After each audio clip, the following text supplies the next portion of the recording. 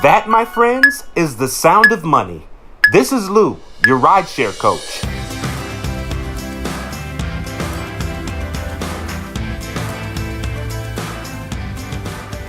Welcome back, folks. This is part 2 of my initial podcast episode entitled My Very First Time. So check it out. Hope you enjoy. Leave a comment. Reach out if you need help. I'm here. In my opinion, this is just my opinion, they've always been fair at the end of the day, right? And so what I learned was that what it helped me do, I'm kind of an introvert, despite the way you hear. I'm more that person that's going to sit in the back of the room and kind of observe, as opposed to being the social butterfly and touching everybody and being that rah-rah guy. That's just not who I am per se. But I know that communication is a skill. So I looked at ride sharing, driving for Lyft, as a way to improve my communication skills with people. Now, this is crazy to hear, but I'm a former therapist. I've done child and family therapy. I talked for a living, but it's different when you have somebody in that personal space, in that manner. But I'll tell you what, I will take the cynicism and all the things you think that may happen. And what I found was that, and I'll talk even from a black man's perspective, who, sometimes you're just uneasy about how people perceive you. But I would have people of all races, creeds, color, sexual orientations, religions from all over the world to get in my vehicle, hop in the front seat, and they're like, "Hey, Lou, how you doing?" I'm like, "How you doing?" Like, we've never met before in my life outside this experience with Lyft.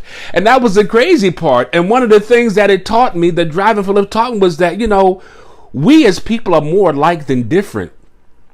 And it's things that we allow, the negativities that we allow to permeate through our brain threads that causes those divisions.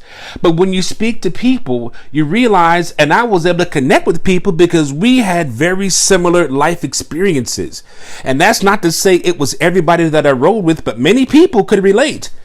I'm a transplant. I'm not from Nashville. Many people weren't from Nashville. I came to Nashville to pursue dreams. Many people I met on ride sharing were there because, hey, I'm pursuing a dream. I visited Nashville a few times. This is a common story. I visited Nashville. I fell in love with the city. I decided to move here. That became a common theme amongst the majority of my passengers, And so it became a fun thing. It became a thing I looked forward to because the money was great. Money's still great. And the money's better now than it was when I started. Listen, it really is. So guys, for whatever reason, if you've never taken your first ride, don't let fear be the thing that keeps you from experiencing things, okay? At any point in time, as we've seen, especially here in Nashville, that there are, and across the world, in our minds, they're just places and times and events where some things just shouldn't happen.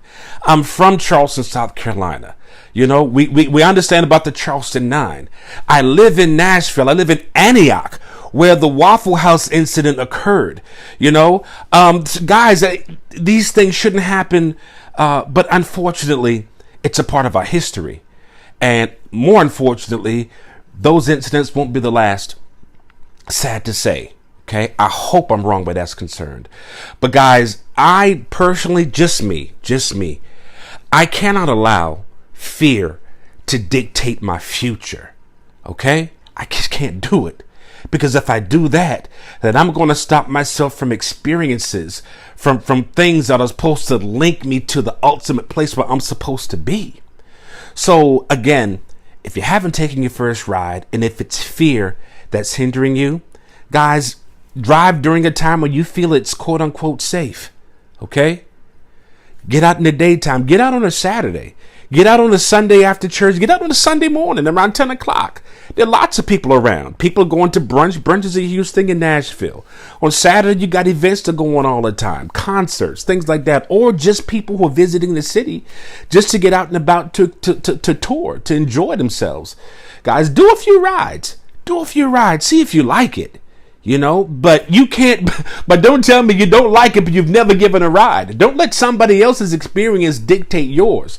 Okay. You've got to get up there and do it for yourself to see what it's really like. So, my name is Lou.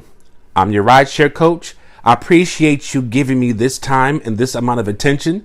If you've got questions, please reach out to me. The way I send this information to you, generally speaking, is how you can catch up with me. But you can email me. I'll set my official email up, but right now it's myridesharecoach@gmail.com. It's spelled out just like it sounds. myridesharecoach@gmail.com. I'll be happy to give you the benefit of what I know and understand. It's here for you. All you need to do is ask. So guys, take care. I'll see you in the next episode. Bye for now.